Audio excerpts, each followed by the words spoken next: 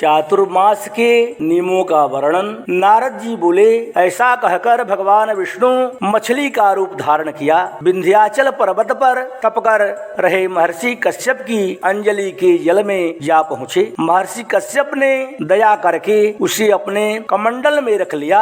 जब वह उसके कमंडल की अंजलि में जब वह बड़ा रूप धारण किया तो उन्होंने उसे कुएं में डाल दिया। जब कुएं में भी न समा सकी तो उन्होंने उसे तालाब में फेंक दिया, और जब वह तालाब में न जा पहुंची तो उन्होंने उसे समुद्र में डाल दिया। वह वहां पर भी बढ़ने लगी। फिर उस मत्स्य रूपी नारायण ने उस शंखासुर को मार डाला। तत्पश्चात शंख को हाथ में लेकर बद्री वन में जा पहुँचे। बद्री नारायण में आकर उन्होंने सब ऋषि महर्षियों को बुलाकर आज्ञा दी कि पानी में इधर उधर फैले हुए वेदों को ढूंढो और उन्हें शीघ्र मिलाकर मेरे पास लाओ। तब वह मैं देवताओं के साथ श्री प्रयाग राज में ठहरा। राजा प्रभु ने नारद जी से पूछा। इसके बाद सब ऋषि महर्षियों ने इन सब बीजों सब वेद मंत्रों को ढूंढ लिया निकाला। उन वेदों में से जो भाग जिस ऋषि को मिला वह उसी का हो गया। उस भाग में से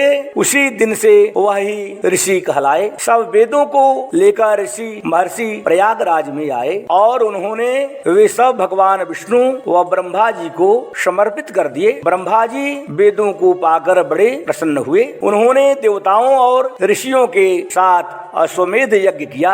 यज्ञ के अंत में देवता, गंधर्व, यक्ष, नाग भगवान विष्णु को दंडवत करके प्रार्थना करने लगे। देवताओं ने कहा, हे देव, हे जगन्नाथ, हे प्रभु, हमारी प्रार्थना सुनिए। हम लोगों के हर्ष का समय है, इसलिए आप हमें वरदान दीजिए। नष्ट हुए वेद पुनः श्री ब्रह्मा जी को प्राप्त हो गए हैं। हे लक्ष्मी पते, आपकी अनुकंपा से हम देवताओं को यज्ञ का भाग भी मिला है। यह स्थान आपके प्रसाद से आज पृथ्वी भर में सर्व प्रधान, पुण्य को बढ़ाने वाला, मुक्ति तथा भक्ति को प्रदान करने वाला हो, ब्रह्महत्या आदि पापों का नाश करने वाला, परम पवित्र और अक्षज्य पुण्य देने वाला हो, यह वरदान हमें दीजिए। भगवान विष्णु ने कहा, जो कुछ आप लोगों ने कहा है वह मेरा भी ध्येय है। जैसा आप लोगों ने कहा है, यह स्थान आज से ब्रह्म क्षेत्र के नाम से पुकारा जाएगा। इस स्थान पर गंगा जी व सूर्य पुत्री यमुना जी का संगम होगा। मैं श्री ब्रह्मा जी सहित वहाँ पर निवास करूँगा।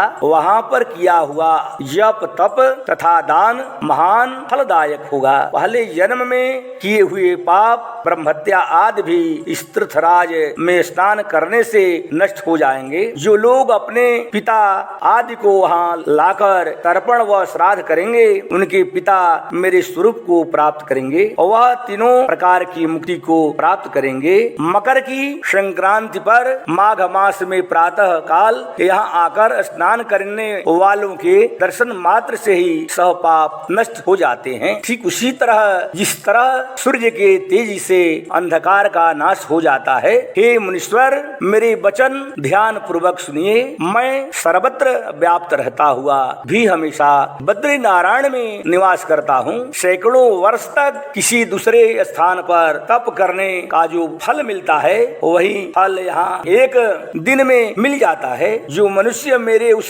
स्थान बद्रिकाश्रम का दर्शन करेंगे वह जीवन मुक्त हो जाएंगे, पाप नष्ट हो जाएंगे। सुत जी बोले, ऐसा कहकर भगवान विष्णु अंतर ध्यान हो गए और देवता गण भी अपने अंशों को वहीं छोड़कर चले गए। जो मनुष्य कथा को श्रद्धा पूर्वक सुनते वह श्री प्रयागराज बद्रिकाश्रम जाने व स्नान करने के समान फल प्राप्त करते हैं। बोलो कृष्णचंद्र जी महाराज की जय।